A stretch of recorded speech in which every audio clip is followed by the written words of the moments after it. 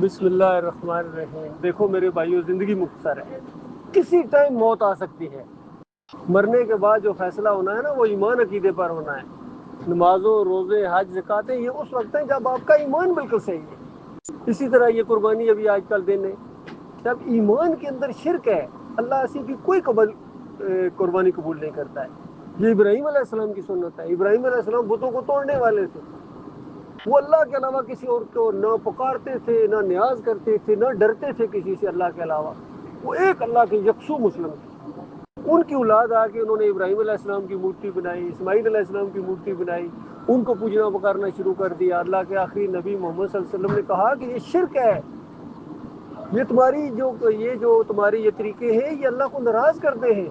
وہ کہتے تھے ہم اللہ کو خوش کرنے کے لیے کرتے ہیں۔ بتاؤ، اللہ کو خوش کرنے کے لیے شرک کر رہے ہیں۔ بالکل اسی طرح جس طرح آج ہماری قوم ہے، کہتے ہیں ہم اللہ کو خوش کرتے ہیں جب ہم 11ویں دیتے ہیں، 12ویں دیتے ہیں، یا رسول مدد کہتے ہیں، یا علی مدد کہتے ہیں، اللہ خوش ہوتا ہے۔ اللہ تعالیٰ نے بتایا کہ دیکھو اللہ کو فراڈ نہ کرو، اللہ کو خوش کرنا ہے تو اللہ کو پکارو، اللہ کو خوش کرنا ہے تو اللہ کے سامنے رکوع کرو، اللہ کے سامنے سجدے کرو، اس کو پکارو، وہ تمہاری شرک سے زیادہ قریب ہے، وہ ہر زبان کا جاننے والا ہے، ہر زبان کا خالق ہے، پشتو بھی جانتا ہے، اردو بھی جانتا ہے، انگلش بھی جانتا ہے، سب کچھ وہ اللہ تعالیٰ جانتا ہے۔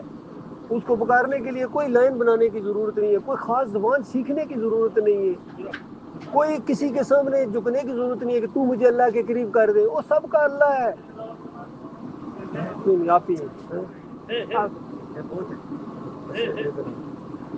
جزاک اللہ۔ تو میرے بھائیوں، یہ میں آپ کو جو بات بتا رہا ہوں نا، یہ کوئی مولوی نہیں بتائے گا، یاد رکھنا، کوئی پیر نہیں بتائے گا، کوئی سیاسی لیڈر نہیں بتائے گا۔ ہمارے سیاسی لیڈر خود جا کے مزاروں کے سامنے سجدے کرتے ہیں یا نہیں کرتے ہیں؟ تو پھر بتاؤ، ہم ایسے کو لیڈر اپنا کیسے مانے جو ایسے پیروں کو، ایسے مولویوں کو، ایسے سیاسی لیڈروں کو سارے شرک کے رکھوالے بنے ہوئے، اور پھر قربانیاں کرتے کہتے ہیں 90,000 کا بیل خریدا اور پتہ نہیں 1.5 لاکھ کا بکرا خریدا ہے۔ اللہ نہیں قبول کرتا یہ قربانیاں، نہ عمرہ قبول کرتا ہے، نہ حج قبول کرتا ہے، نہ نماز قبول کرتا ہے۔ جب شرک کے ساتھ ہو کوئی عمل اللہ قبول نہیں کرتا۔ یار، اللہ کو منوانا ہے، اللہ کو ماننا ہے، یا اللہ کو خوش کرنا ہے، جنت چاہیے تو شرک پہلے چھوڑو۔ شرک کرنے والا جنت نہیں جا سکتا ہے۔ اللہ تعالیٰ نے بتایا انہو من یشرک باللہ فقد حرم اللہ علیہ الجنہ، جس نے شرک کیا موت آ گئی، اس پر جنت حرام ہو گئی۔ کہیں مالک فرماتا ہے شرک کرنے والے کا جنت میں جانا اتنا ناممکن ہے جتنا سوئی کے ناکے سے اونٹ گزار دو۔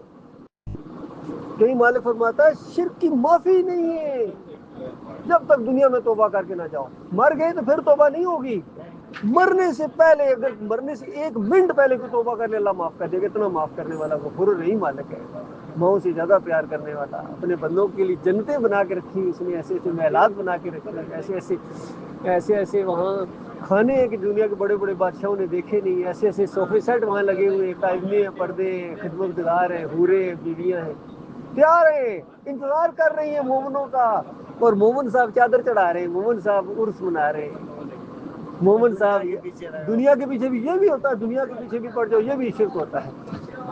اور اصل بڑا شرک یہ ہوتا ہے، یا علی مدد، یا رسول مدد، یا غوث مدد، یا اللہ فلاں کے وسیلے سے، بے حق فلاں، بے حرمت فلاں، فلاں کا صدقہ۔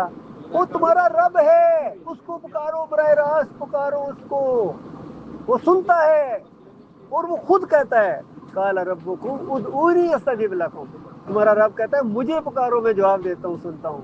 اللہ کہتا ہے مجھے پکارو، ہم کہتے ہیں پکارو یا رسول اللہ، پکارو یا علی۔ یہ میرے پیارے بھائی، یہ مختصر سے وقت میں یہی بات ہے، جب بھی لمبی بات ہو تب بھی یہی ہے، چھوٹی بات ہو تب بھی یہی ہے، اکیلے میں بات ہو تب بھی یہی ہے، مجمع میں بات ہو تب بھی یہی ہے، بازاروں میں بات ہو تب بھی یہی ہے، مسجد میں تقریر ہو تب بھی یہی ہے، یہی بات ہے ہر جگہ۔ کتنا ٹائم لگا اللہ کے؟ ٹائم پوری زندگی ہے، بس 38 سال ہو گئے اس راستے میں آیا ہوں، اور انشاءاللہ آخری سانس تک یہ بیان کرتا رہوں گا اپنے مالک کی توفیق سے، یہ اس کی توفیق ہے۔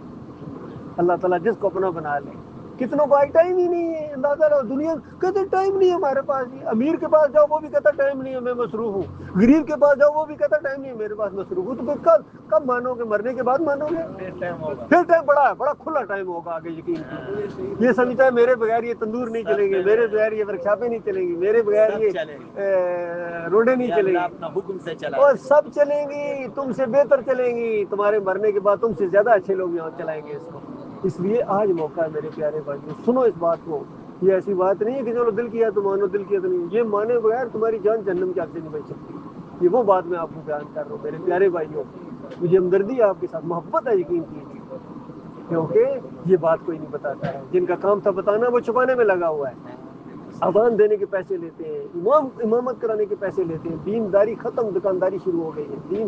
دین پیشہ بن گیا اللہ کے بندوں. عربی ہو یا اجمی ہو, سارے کے سارے دنیا میں گم ہو گئے. اس وجہ سے ذلت و خواری ان کے اوپر اللہ تعالیٰ نے مسلط کر دی. یہودی ان کو مارتا ہے, عیسائی ان کو مارتا ہے, ہندو ان کو مارتا. بتائیے کوئی عزت ہے ان کی دنیا میں؟ بتاؤ کوئی عزت ہے؟ کوئی ان کی سنتا ہے؟ ان کی مائیں اور بہنیں چیخ رہی, دو کے بستروں پر اولادیں جلوا رہی.